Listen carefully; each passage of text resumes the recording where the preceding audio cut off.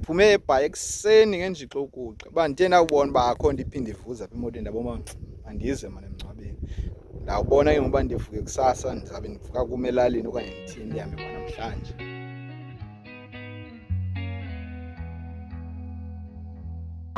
Ingxaki yokuqala ebendinayo ibiyinto yobana ngaba bekho le diesel bevuza apha emotweni ndingayazi bivuziswa yintoni. Ndanyanzeleka ukuba ndiyise egaraji bayenze ndabe ndiqonda uba ilungile ndizawukwazi uphumelela uye emngcwabeni kodwa ndinyanzelekile ukuba ndiye yogqwala emswaneni nentanga.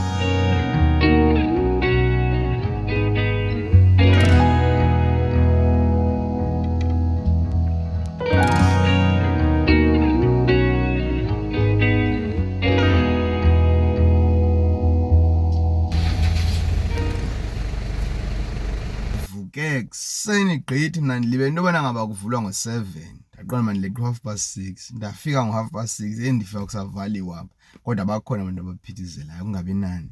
Ndiyishiye eyona ngxaki ebendiyizisele yona yinto yobana ngaba bekumane kusisa qho kukho idanyana elincinci elinamafutha ndilaba amafutha ntoni kodwa siyo oil. Nafumaniseka xa ndisithi ama yidizili le.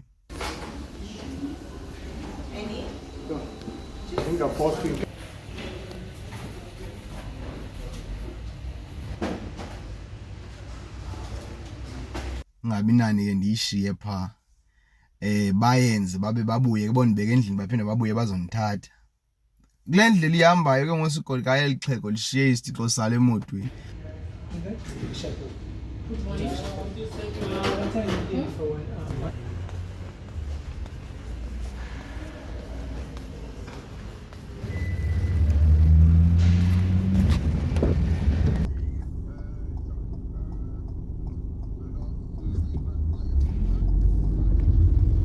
Nyanzeleka uba masibuyele emva so that isitixo selixhego siyolibeka.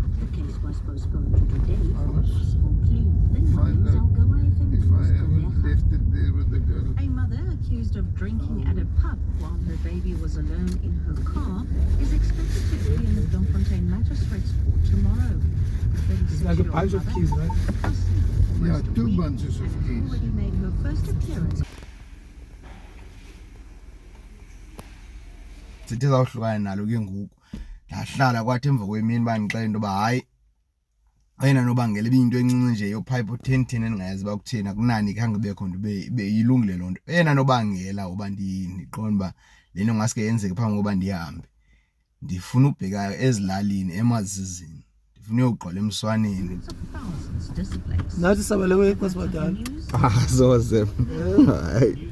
250 gram sirloin and fried special for only 98 rand, or the pork chop wrap. I was wondering about Charlie sitting in the shower this morning. I'm also wondering about some of these statements that you made this morning. Like, how did you even think about...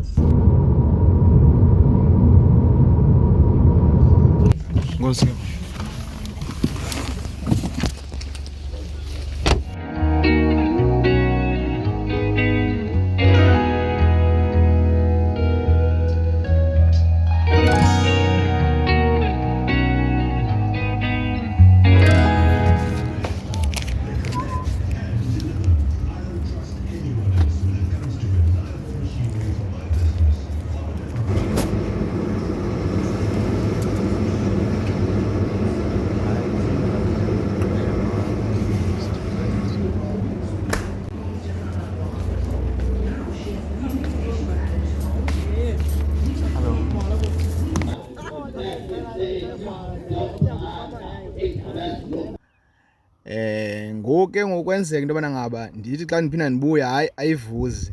Xa ndiphinda ndihamba kuyafumaniseka uba ngoku abantu abashiyekileyo bathi phaa kulaa ndawo ibisima imoto ikhona into engathi yidizili kuzawufuneka iphinde ibuyile kucace uba ayilunganga kodwa ke sendibuye emngcwabeni.